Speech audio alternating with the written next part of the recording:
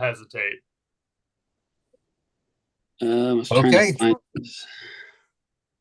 Okay. Hi, this is Michael Wilkes, the city manager in Olathe, also the president of the League of Kansas Municipalities. And this is our bi-weekly executive committee meeting. All are present. And so I'll turn it over to our executive director, Nathan.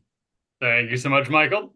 I'm going to end up passing pretty quickly, but just in case anybody is joining us or listening in, Spencer's going to provide a legislative update, but may have to hop out, and we can tag team if need be. But I'll give him the floor, and we'll keep him as long as we got him.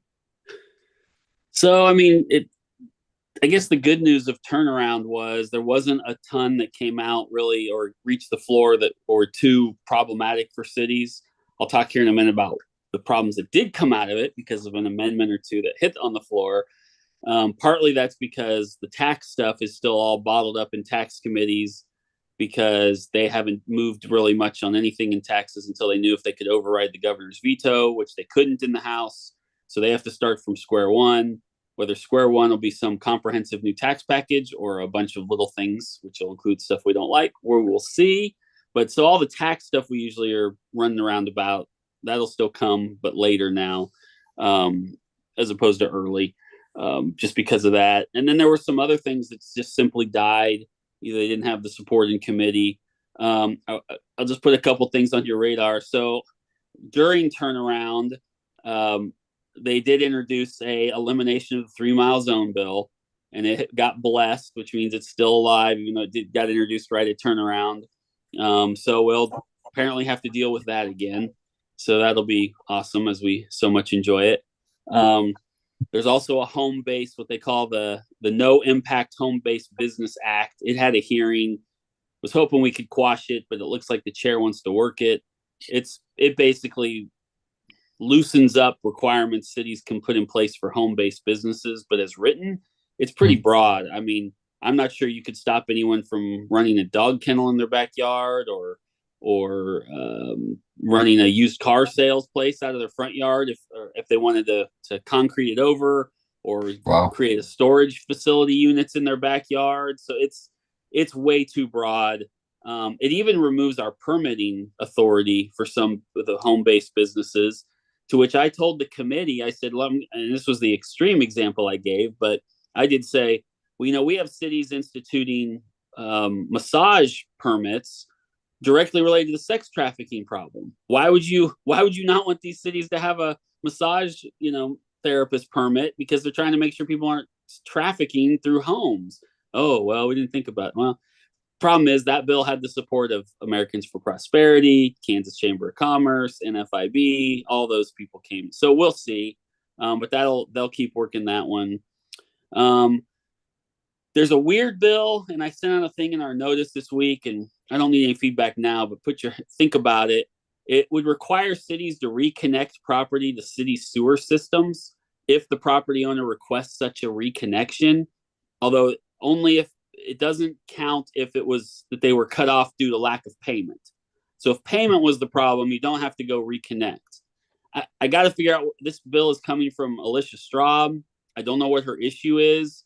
I have a feeling some property owner either bought a property or let it disconnected at some point, found out how much it was going to cost to reconnect and threw a fit because they said, oh, I just didn't use the property for 10 years or something. Well, I get you, but you were the one who disconnected it, not us.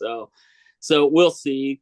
But I did put a thing out in our legislative, just get feedback from cities as to whether this was a problem or not, or how bad it was. I think it's not great, but just need to get some feedback from folks. Spencer, let me jump in one quick second, just as a reminder, this is actually specific to her. This is the matter that you and I and John talked about briefly after local government day, that she owns a property that was derelict for decades.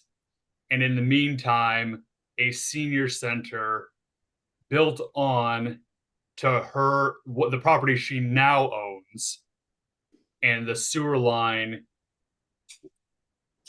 is blocked through their usage. So this is addressing her specific matter. Great.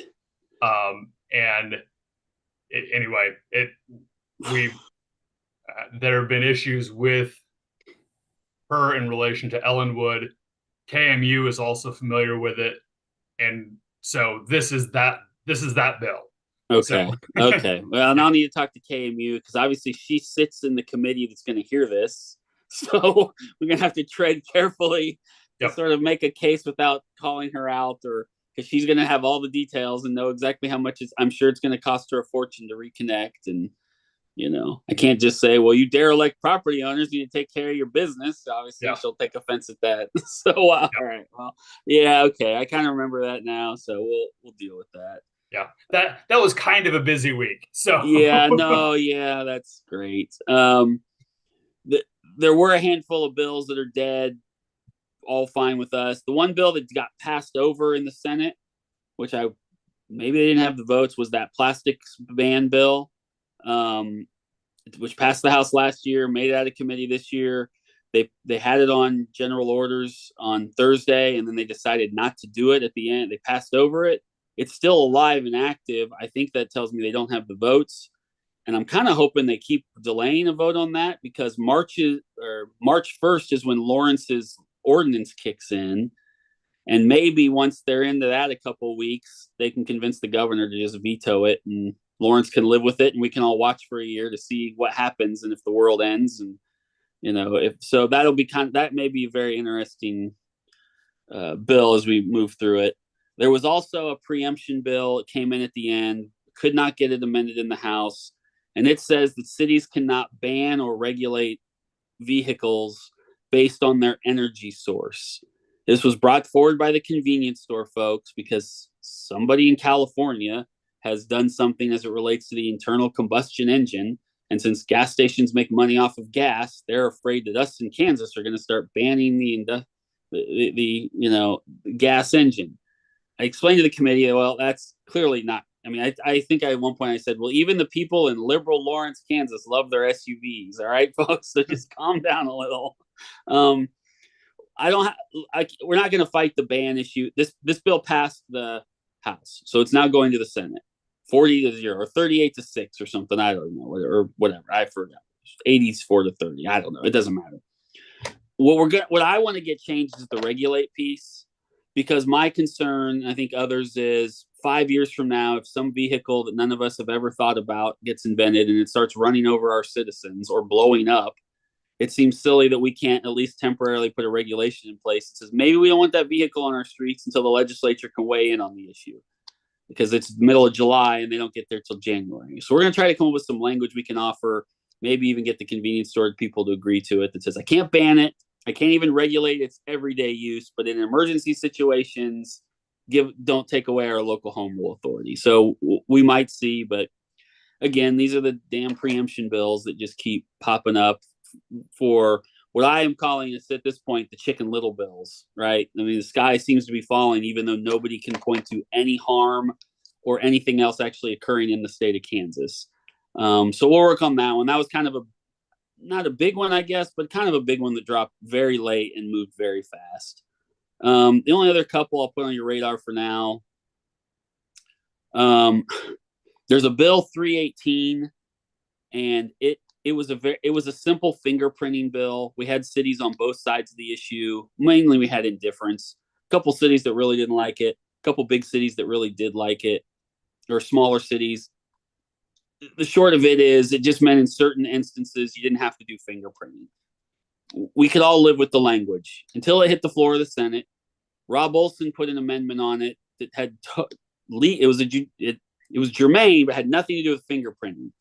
He basically changed it so that said if a defendant wants to provide any evidence before a case begins, that the city attorney has to review whatever they provide them, as it relates to video or anything else. The problem with this becomes if I've got a 10-hour YouTube video that I think is part of my evidence and I say you have to review it first, this law would say that city attorney has to sit there and watch all 10 hours of that YouTube video to find out why they were. I mean, it's as crazy as that.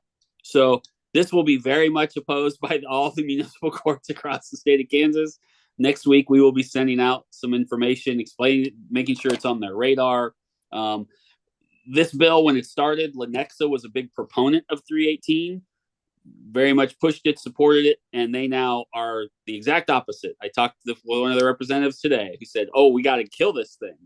And that may be the approach, because the concern is, even if we amend it and get Olson's amendment pulled out and then they pass it, it would go to conference committee, and who knows what they could plug something back in conference committee. So the goal now may be just to convince them to kill the bill. So we'll see. But that's actually a pretty big amendment that Olson added that would really be bad for all of our municipal courts. So that's kind of the stuff. The last one, we did get our ambulance attendant bill. It was in our legislative priorities passed. It passed out of the Senate 39-0. It now goes to the House. Bill Clifford says he wants to be its champion, so that's good for us. And so we'll push that. So there were a lot of other things. I went through and did a list today. And in fact, I think I emailed to Nathan if he wants to send it around to everybody later. I sent out a thing today that kind of listed where a bunch of bills we care about are in the process, which ones died, which ones are still alive, which ones passed one house, which chamber or the other. So you guys are more than happy to review that. Kind of gives a snapshot of where all the things we're following are at after turnaround. So we'll see. I do expect tax stuff to happen in the next couple of weeks. And so that will very much be at the forefront of our concerns, is what comes out of Senate tax primarily. I guess the last thing I'll say is there is the constitutional amendment 1611 that would cap property valuations at 4%. It is going to get a hearing in the first or second week of March by the House. It passed the Senate. House Chair Adam Smith is not its biggest fan, but he also knows he's got to give it a hearing in the House side. He has a alternative suggestion that would relate to creating rolling averages for property, similar to what we do in the ag industry. So his goal is to give the hearing to 1611 and then sort of say, if you don't like that, I have this other idea that might be the solution to some of the valuation concerns, and present an alternative. He wants to do that for two big reasons. One, he likes that idea better, just personally, and he's probably right. And two, he doesn't want the void to be sucked in by somebody else, i.e. Senate Tax Committee, and with whatever craziness they could come up with. So we had actually gone to him earlier this session and said, we're tired of being the punching bags for these property tax rates all the time. We think the valuation system needs repaired. The league is interested in introducing a bill as it relates to rolling averages. And he said, that is a great idea, Spencer, but I have this plan. Could you just wait until I do my thing? And we said, no problem. We will gladly support you, Representative. So we told him we would support some of that, we think, depending upon the language, to sort of not always be on the defensive. We're trying to go on the offensive a little bit more. So we're not just always, quote unquote, whining, as the legislators say. So there's a mouthful of stuff, kind of the big things on our radar from turnaround and where we're at.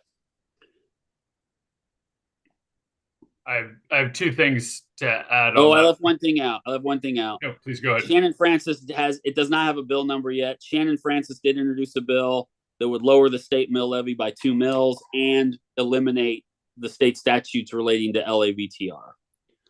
So that bill will, I am sure, get a hearing and move through the system in some capacity. Now I'm done. All right. Yeah, two things.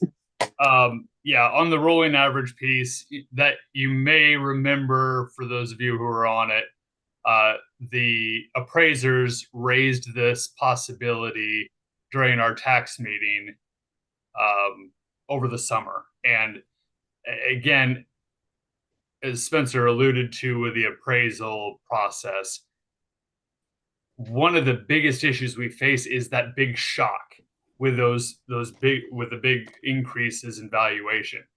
And even though people are upset about the valuation, the system does reflect how those financial trends have gone. But if we have something to moderate that specific piece, we still have a system then that captures the fair market value, but also increases predictability for people as they're paying their property taxes. So the hope is that ends up being a net win for cities in being able to work with their citizenry and the eventual bill. So that's one reason why that has some appeal on that end. On the bills that are dead, 2599 is one of them. That was a big mess of a bill that we were neutral on at the beginning, and then the amendments made it horrible. We had a really great collective effort on that front to help shut it down. Law enforcement was a big win on that front. And I'd like to talk about that bill specifically in relation to kind of the strategic plan and how we coordinate and work with our cities in the midst of session. But that's just a little teaser as we wrap up the legislative side. Any questions or comments? I'll leave Spencer on this one piece. Jeff Longwell was very appreciative. The language that you guys approved 2 weeks ago that Spencer put together, he said thanks and appreciated it and appreciated working with us. So thank you all for your work on it. But he was good and just wanted to close the loop on that piece.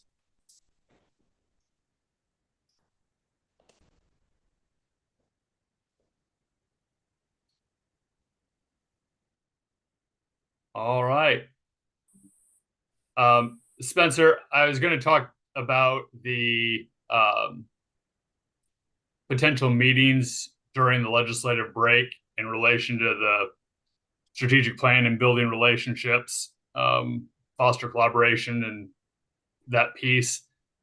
You're welcome to hop off, but just so you know, that was the piece that I wanted to talk about on the strategic plan front. Okay, cool. Entirely your call. So, yep. Good deal. All right, Michael, would you like to move on to the strategic plan part? Yep, let's do that. Okay. So as I suggested on 2599, that's an open records bill that would have limited our capacity to capture time and expense that is devoted to filling records requests. It would have been particularly for our biggest cities, a very problematic development, a very expensive one. And the bill essentially didn't have a hearing because the scope that it ended up was so much broader than what the original bill was, and the affected parties weren't a part of it. So this raised an issue that Spencer and I have wrestled with to a certain extent last year, but I would say steadily this year. And that relates to the issue where we do have, especially for our biggest cities that have their own paid lobbyists, historically, we have worked exclusively through those lobbyists. And the concern that we're at least hearing some rumblings on, and I think I alluded to this 2 weeks ago in relation to Wichita, is perhaps we should not be making that presumption. And how do we effectively make sure that we're working on behalf of our biggest cities, doing so as a coordinated effort with those paid lobbyists, and making sure that we are all collectively working towards the same objectives? Again, that's if we're not supposed to go through the lobbyists, if we're supposed to be checking in with the city manager or the city attorney or the mayor, whoever the channel is, will do it. But our concern is perhaps we should not be assuming that it is the lobbyists that we should go through. I don't know, Spencer, is there anything you want to add to that? Is that a clear picture? Yeah, I think where we don't want to overstep or understep. So on the one hand, we don't want to, if the city doesn't want us to call them directly, then we want to know that. But we also don't want to make the lobbyists feel like we're not trusting them or utilizing them like they're supposed to, and get offended with or upset with us. Like, well, why wouldn't you talk to me first? I represent them. The flip side is that there are times where it seems like we make that communication and then we get calls from the city. Hey, why didn't we know about this or do this? And we're sitting there saying, well, we talked to your, again, we're not trying to throw the lobbyists under the bus either with their client, but we also don't want them to be angry at the league.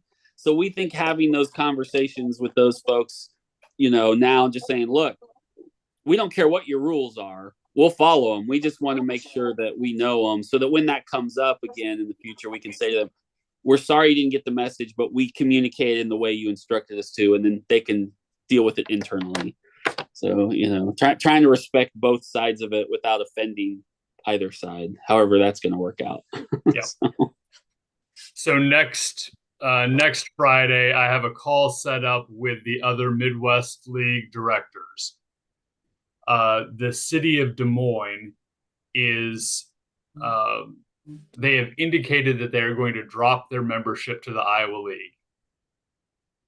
So not only the biggest city, but the capital city. And their comment is, well, we're just going to go with our own lobbyist. We think that's going to be most effective. Now, sometimes there's a little bit of saber rattling to get people's attention, but the Wisconsin director indicated that it's just a regular occurrence that one of their big cities will drop. And so he just plans on it that one will drop each year. And then they come back and they find out that, oh, it actually is much more effective that we have a collective message.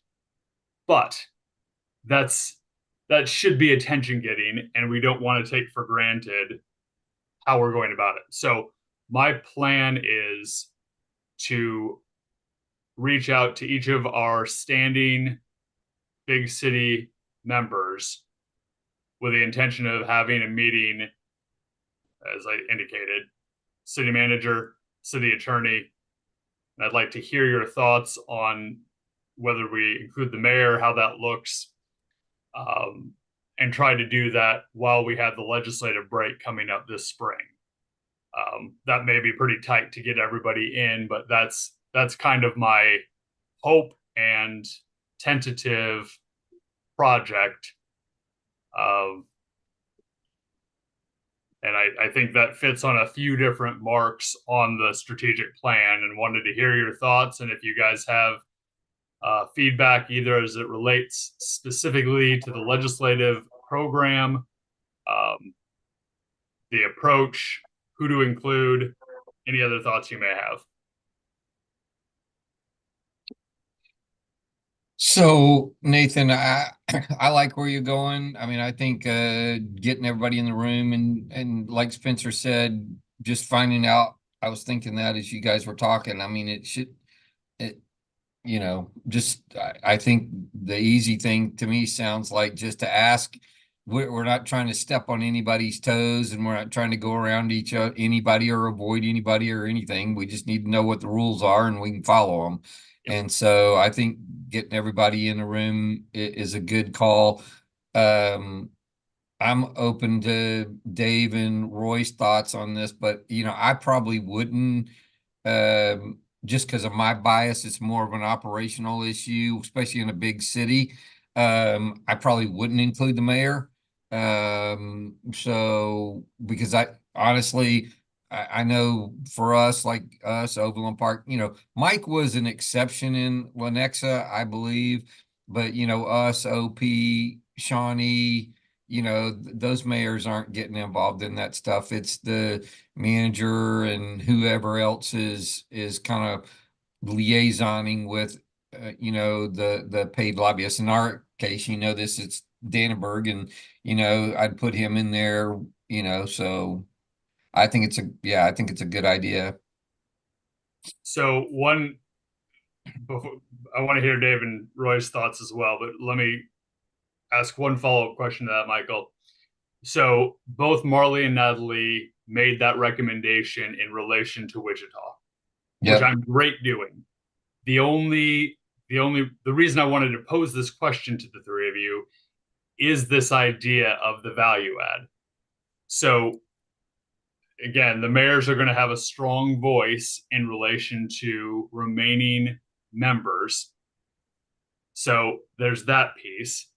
But even going to this initial discussion with the other directors from the other Midwest leagues, their comment was, yes, it's the elected officials, but if you don't have the champion that's on staff, those go hand in hand. So long as the manager or the leadership group within the city staff is with you, that usually carries the day in relation to the mayor and everybody. So that fits and makes sense. But I also don't want to offend any of the mayors that, again, we've tried to get them to engage in the board. And and I see that, Nathan. And honestly, you could almost make it, you could send the invitation out and let the city itself decide who's coming. For us, it's probably going to be us. It's not going to be the mayor. But it could be a case by case thing. So great. That's helpful. Thank you. Because again, the whole purpose here is to kind of build a bridge and not to alienate. So I'm certainly, you bring up a good point, and I wouldn't cut them out. So that's helpful. Thank you. Yeah, I agree. It's kind of a case by case basis. It depends on how actively involved your council is, and with us, we've got Pinniger and Smith, but they're pretty good. They stay in their lane.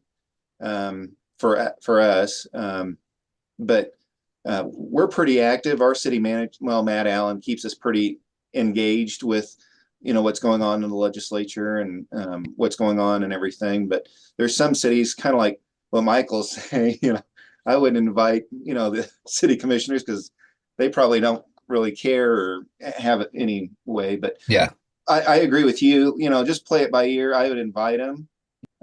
Just to be open, saying, if you want to come, and then kind of lay out, here's what we're going to be talking about and stuff. What do you think, Dave? I agree. Include them. Okay. That is all very helpful. I'm hopeful that will be a good step. Again, it's an easy thing to do, and hopefully some ideas will come out of that to help us keep them regularly engaged and bring clarity where there may not be. So, and I know it's something we talked about last time, and putting something together about what to look for in a lobbyist, or what questions to ask. I mean, that's a good. I know we're busy right now. We don't have to do it now, but something to think about. I don't want to add more stuff onto staff's plate. We're already stretched thin, but I really like that idea of that educational piece as well. If they're looking, here's the things to ask or look for in lobby, if you're looking for a lobbyist. Yeah. Good deal. Other thoughts on that front?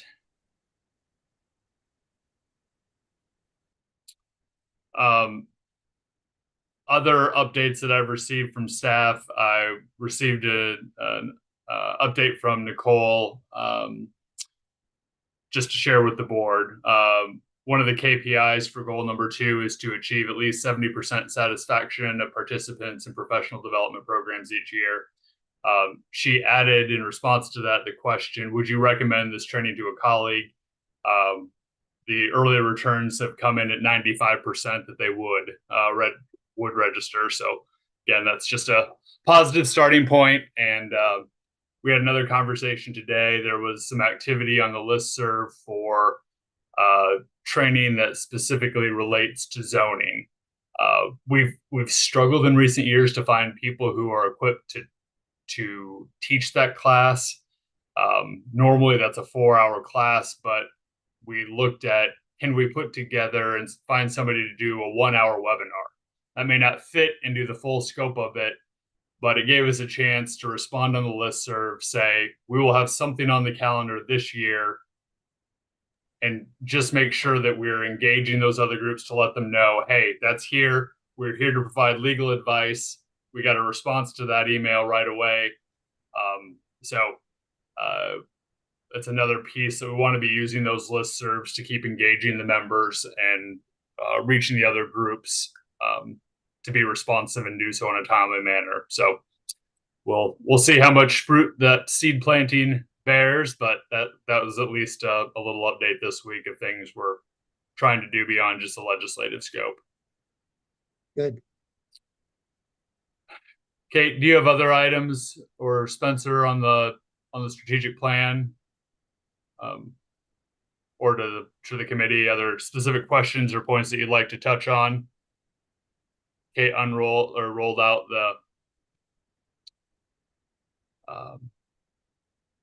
the framework that you guys saw 2 weeks ago. Got a good response on that. So I don't know, Kate, if you want to speak I don't on have that. anything big.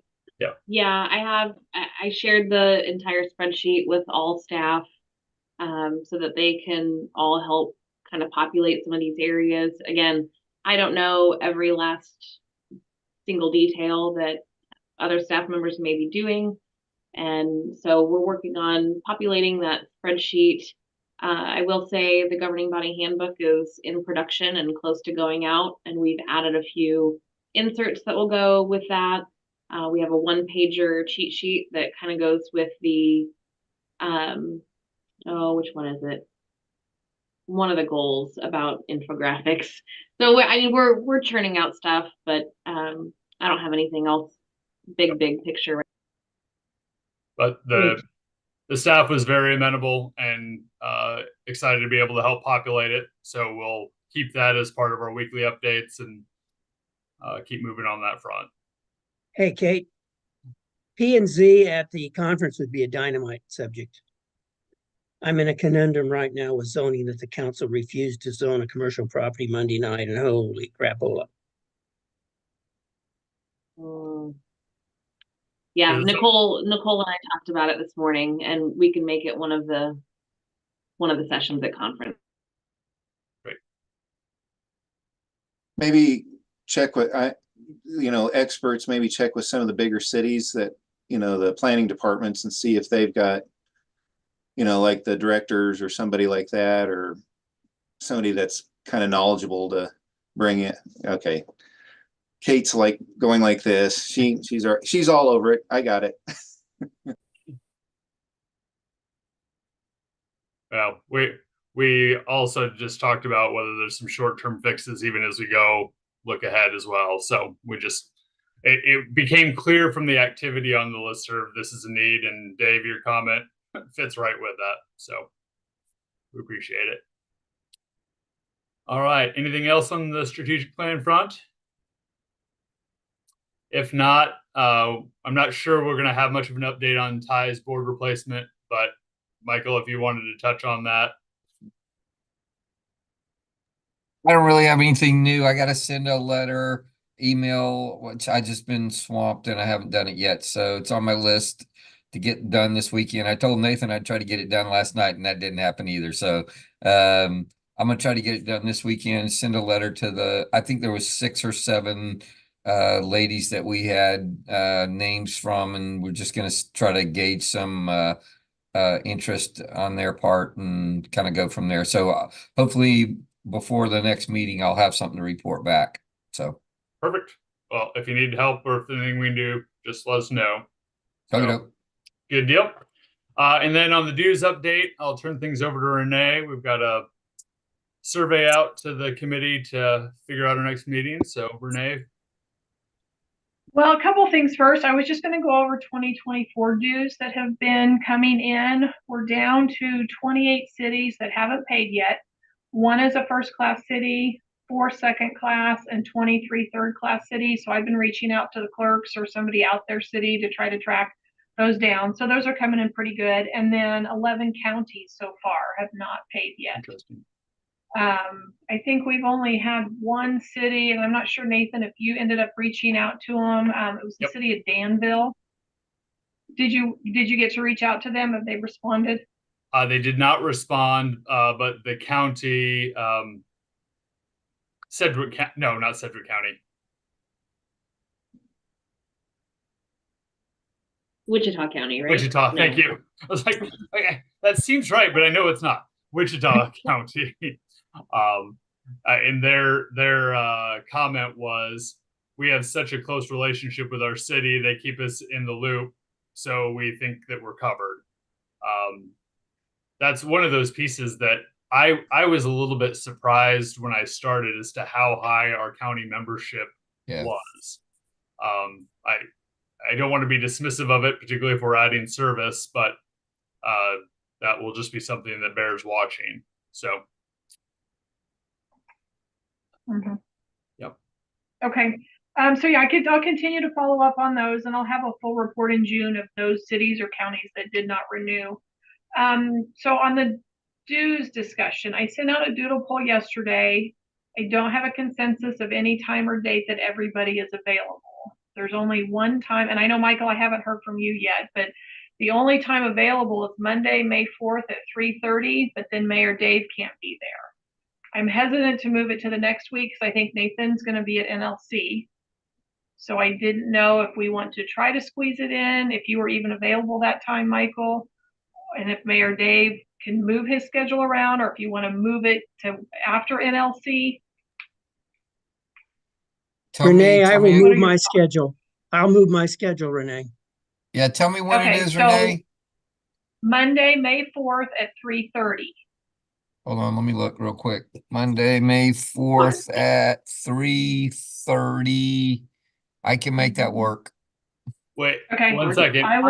Wait, Renee, maybe I just misheard. Yes. I thought you said May 4th. You mean March 4th. March 4th. Yes. I'm sorry, March 4th. I'm sorry. Yes. Yeah, no, March 4th. Yeah, March. I actually was looking at the right calendar date. I said May too, but I was looking at March. So I am good on March the 4th. I'll be good also. Yes. I'll be good also. Okay, I'll send a permanent calendar invite today, and then I'm just finalizing up the documents, which you should get by Monday or Tuesday of next week. Good. Yep. Excellent. Okay. Thank you, gentlemen. I didn't know Appreciate if Nathan, thank you as well, Renee. Yeah. I didn't know if Nathan told you 2 weeks ago. I was driving back from Colorado and couldn't get on the call, but dues went up about $53,000 so far this year. Population could adjust that 1,000 or 2, but that's kind of what they went up. So that was pretty good. That made a pretty deep difference. Yeah, that's good. That's good. Yep. Excellent. Okay. Good deal. That's increase year over year from last. I mean, like increase. This was last year and 53 this year. Is what you're saying? Well, last year it normally dues increased 20 to 22,000 since I've been here in 2011. The year before, 2023 dues increased 63,000, or 2024 dues increased 60,000, and it was 50,000 for 2025. Wow. Okay. Wow. That's good. Yeah. Yep. Okay. Good deal. Well, that's what I have on my front. It perhaps is not too much of a surprise, but with John gone, my focus has certainly shifted more to the legislative over the last few weeks. So it has been a quick baptism back into both lawyering and lobbying. But it's nice that we can pivot and keep that covered. So. How's John doing? You guys heard? Very good. Yep. They've got good family help, and they're trying to piece together sleep as best they can. But he has sent regular photo updates, and they all seem to be upright and smiling. So oh, good. That's good. A good thing. Yeah, absolutely. All good on that front. Well, very cool. Yeah. I guess just on the not as happy front, Nikki's father passed away this last week, and I think he'd been having some sickness, but I think a little bit unexpected at the last turn. They're very, very close, and sad news on that front. Sad, yeah, definitely. So I don't know, Renee or Kate, any other updates to add? Anything else that we can provide on our end? How's John doing? Great work. Yep, very good. Yeah, he seems to be a very happy camper. So fatherhood is treating him well. Yeah, good. You just missed the update, Dave. Yeah. Yeah. Oh, I figured. Yeah. It's all Yeah. I'm jumping up and down here, so. well, You're doing great, Dave. I actually think that I guess I kind of touched on it for my board update, my board email last week. But I think my column this week is going to be talking about serving and preparing for the next generation, and that John and fatherhood is kind of the inspiration for that. Oh, cool. Yeah, it's cool. what's been on my mind quite a lot. That's cool.